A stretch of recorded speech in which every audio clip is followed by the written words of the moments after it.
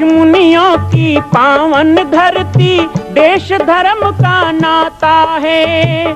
कहते सारे लोग यही हैं, गो हमारी माता है।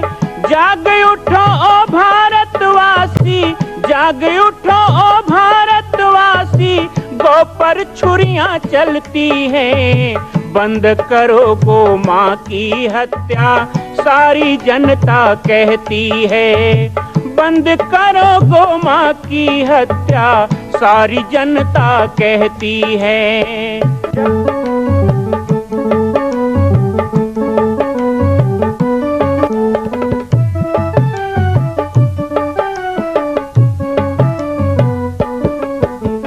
जगह जगह पर बूचड़ खाना, लाखों गौएं कटती हैं।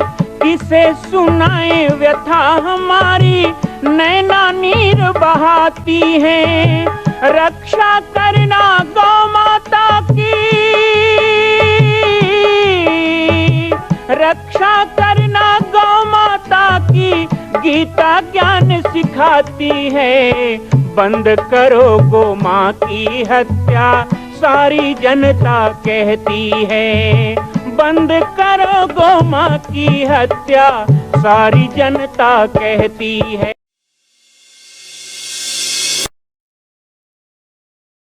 जय श्री राम, जय गो माता, जय गोपाल। आज सर्वसिद्ध शक्तिपीठ श्री जामरी पाटेश्वर धाम से मुझे आप सबके सम्मुख कुछ विषय रखने के लिए आना पड़ा।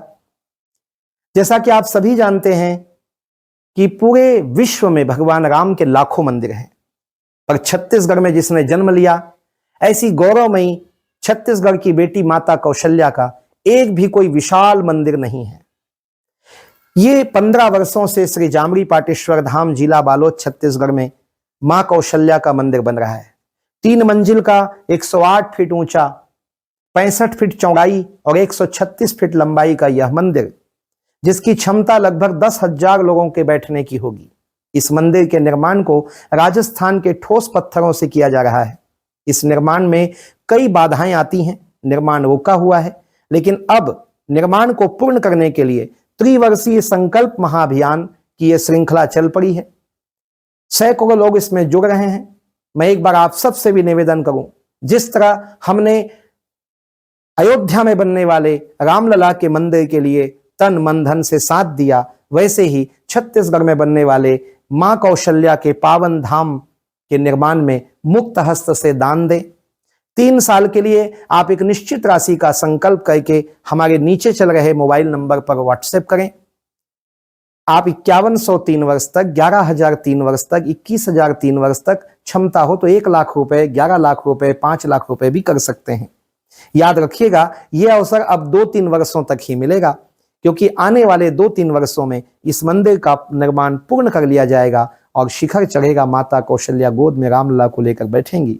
मैं राम बालक दास महात्यागी पूरे प्रदेश और पूरे देशवासियों से निवेदन करूंगा कि मेरे इस छोटे से विनय और मेरे प्रयास को आप अपना साथ दें, सहयोग दें।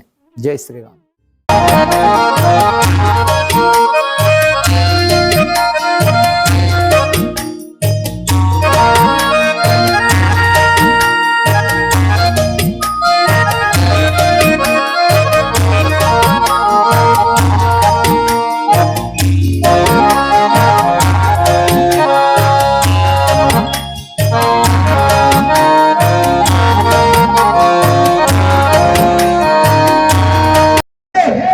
परिणाम है कि 500 साल के बाद ही सही, लेकिन अब रामलला का भव्य मंदिर अयोध्या में बन रहा है।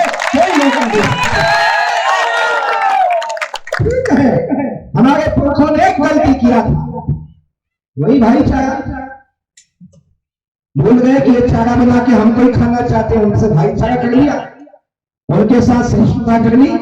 परिणाम क्या हुआ कि बाबर जैसे लोग आए तो यहां में रहने वाले कुछ ऐसे जयचंद और गद्दार लोगों ने उनको साथ दिया।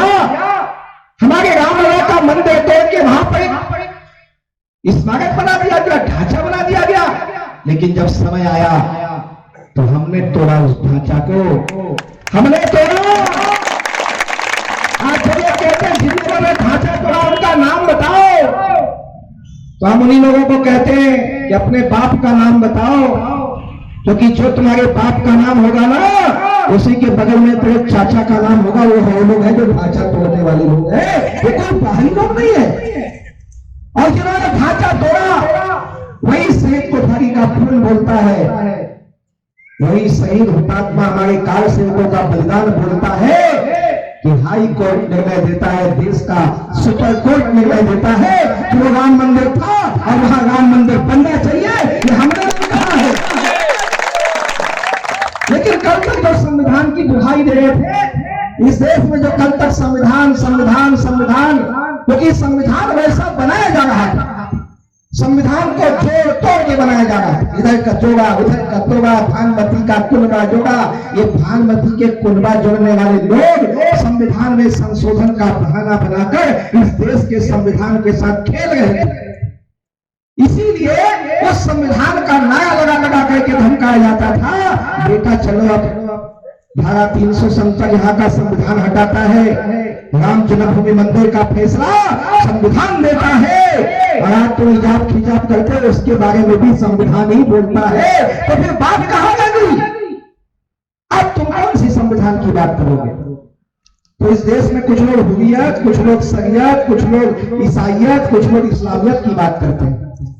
तो ऐसे लोगों को भी एक लाइन पे कह देना चाहते हैं कि तुम्हारा सन कितने साल का है, और तुम्हारा हिजरी सन कितने साल का है, और तुम्हारा बंगला सन कितने साल का है। अभी मैं कृष्ण संवत की बात नहीं कर रहा, केवल विक्रम संवत की बात करो तो भी हम तुमसे पुराने और तुम्हारे बाप हैं।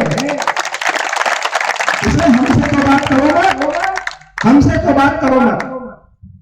तो आज देश के अंदर वही होगा जो हिंदू चाहेगा, इस देश के अंदर वही होगा जो एक भारतीय चाहेगा, जो भारत माता की संतान चाहेगा।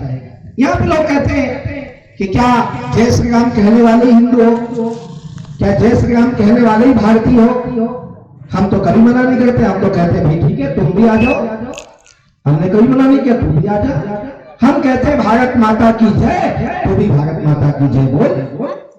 हम कहते हैं कि ये देश शिवाजी का है, ये बात तू भी मान ले कि देश शिवाजी का है। हम कहते हैं गाय हमारी माता है, तू भी मान ले गाय हमारी माता है। हम तुझे भाई कुंडला करके गले लगाने को तैयार है, लेकिन तो भारत के भी मान नहीं। एक साधु ने विरोध किया, कहा इसमें गांधी को गाली दी, जेल में डाल दो। रोज भगवान राम की पूजा करते उन्होंने एक बार भी नहीं कहा मेरे राम को गाली देने वाले को जेल में डाल दो। ये है राजनीति। इसलिए बार बार कहता है इस राजनीति से थोड़ा बच के रहिए। हम जितने भी हिंदुत्ववादी संगठन वाले हैं, हमें किसी राजनीति से कोई मतलब नहीं। एक बात अच्छी तरह से समझ लो कि धर्म रहेगा तो राजनीति तुम्हारे पास रहेगी, लेकिन राजनीति की ओर जाओगे तो थोड़ा बहुत धर्म बचाए वो भी नहीं रहने वाला है। इसलिए हमारा ध्येय धर्म होना चाहिए, हमारा ध्येय धर्म होना चाहिए, राजनीति नहीं।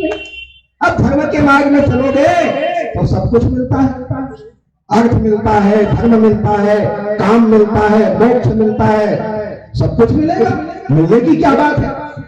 इसलिए कहता है कि आज छत्तीसगढ़ प्रदेश की जो स्थिति है वो इतनी अच्छी नहीं है। अभी भी हम लोगों को बहुत संगठित होने की जरूरत है, एकजुट होने की जरूरत है, शक्ति को बढ़ाने की जरूरत है, जगह जगह शक्ति केंद्र बनाने की जरूरत है। आज ईसाई धर्मांतरणकारी जगह जगह में अपना पांव फंसा गए, हमारे भोले भाले बनवासी भाइयों को, बंधुओं को ईसाई बना रहे। कारण क्या है? कहीं ना कहीं हम लोगों में वो संगठन का भाव नहीं है। हम हिंदू नववर्ष के नाम में इकट्ठा होते हैं, हम रामनवमी के नाम में इकट्ठा होते हैं, हम हनुमान जयंती के नाम में इकट्ठा होते हैं, लेकिन इसी तरह हमको सदैव एकत्रित रहना है, सदैव मुट्ठी की तरह बन के रहना है। और जहां जहां आपको खतरा लगता है, जहां जहां आपको मुसीबत आती है, जहां जहां परेशानी आती है, मैं तो इंतजार कर रहा हूं। मेरा मोबाइल नंबर तो हर बार बांट के जाता हूं, और नहीं है तो ले लो, ऑनलाइन मिल जाएगा। मेरा नाम यूट्यूब में, गूगल में लिख दो, मैं तो बड़ा कुख्यात बाबा हूं। कुछ बाबा विख्यात होते हैं, कुछ बाबा विख्यात प्रख्यात, मैं कुख्यात हूं। इसलिए मेरा नंबर कहीं दुर्लभ नहीं है, ले लो, बात करो, बताओ क्या परेशानी, बोलो। कौन तुम्हारी टांग खींचता है, बोलो उसकी टांगे ना काट दे तो बोलना। हम तो तैयार हैं, गौ माता की रक्षा के लिए जो करना पड़े तैयार है, हमारी मातृशक्ति के सम्मान के लिए तैयार है, धर्मांतरण के खिलाफ हर काम करने को तैयार है, लव जिहाद वालों को जिलाते हैं तैयार है। संपर्क बना के रखो, संपर्क बना के रखिएगा। आजकल सोशल मीडिया का जमाना है, एक दूसरे से संपर्क बना के रखते हो, ऐसे ही संपर्क बना के रखो। मेरा नंबर दुर्लभ नहीं है, मेरा नाम लिख दोगे राम बालक दास पर्याप्त है, नंबर अपने आप आ जाएंगे।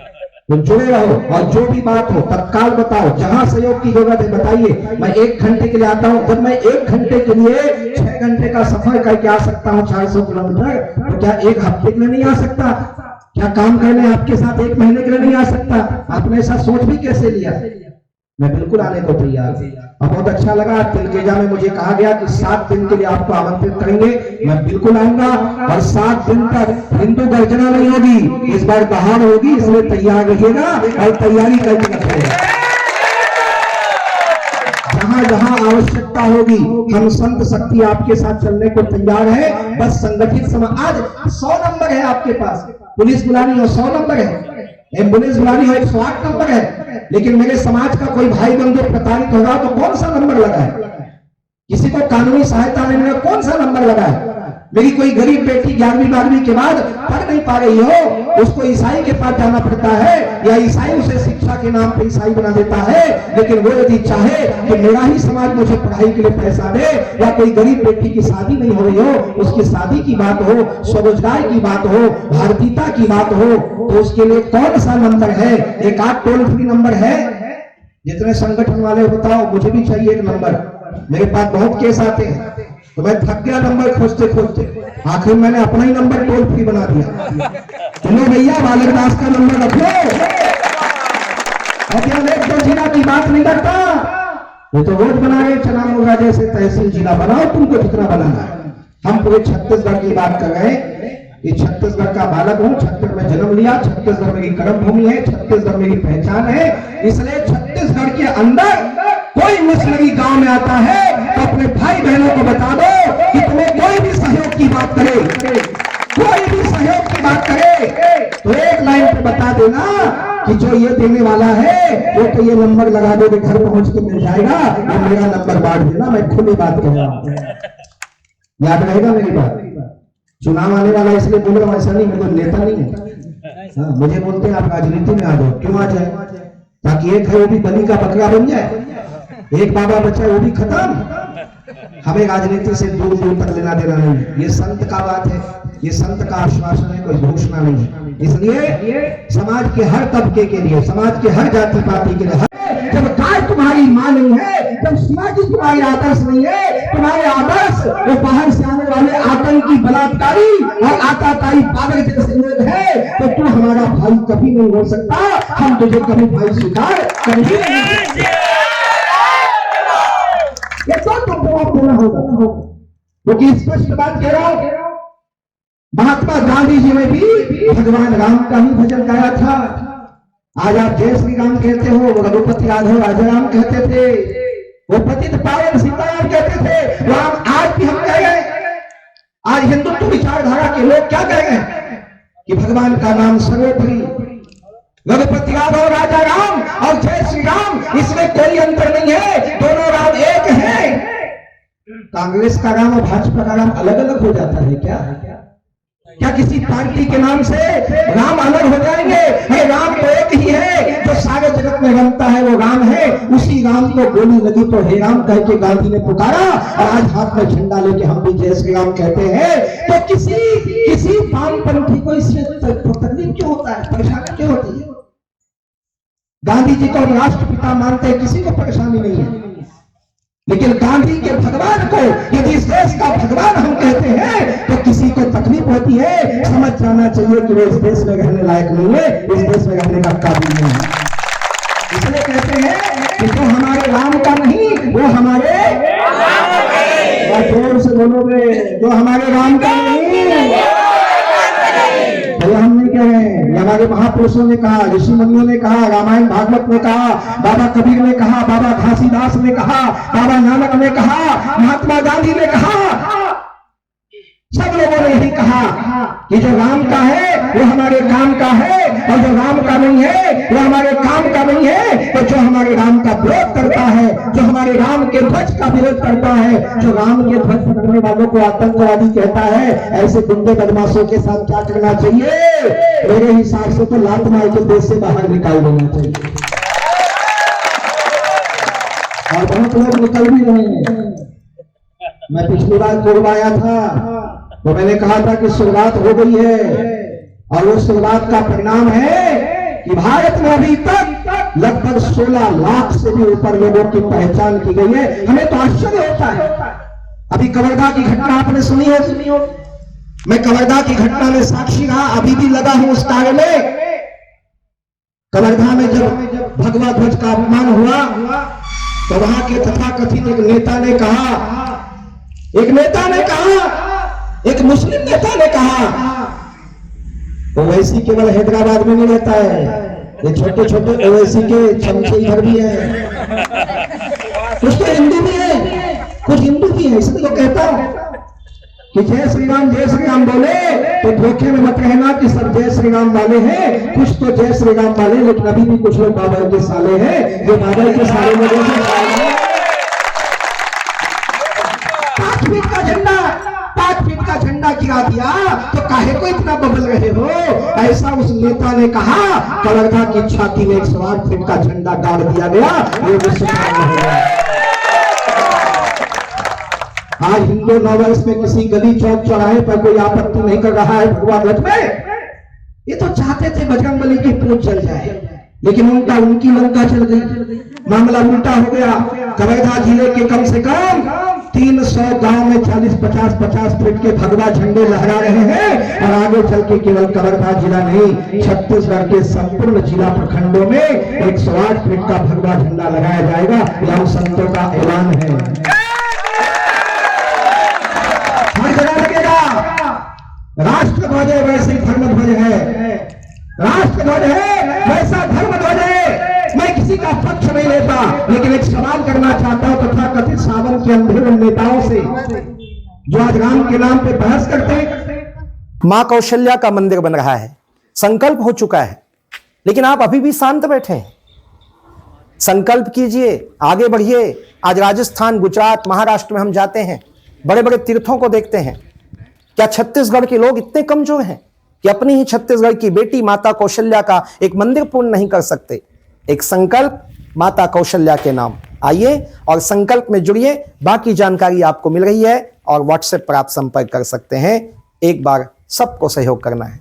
मां कौशल्या की पावन जन्मभूमि छत्तीसगढ़ प्रांत में बालोद जिला में स्थित है श्री सर्वसिद्ध शक्तिपीठ जामड़ी पाटेश्वर धाम।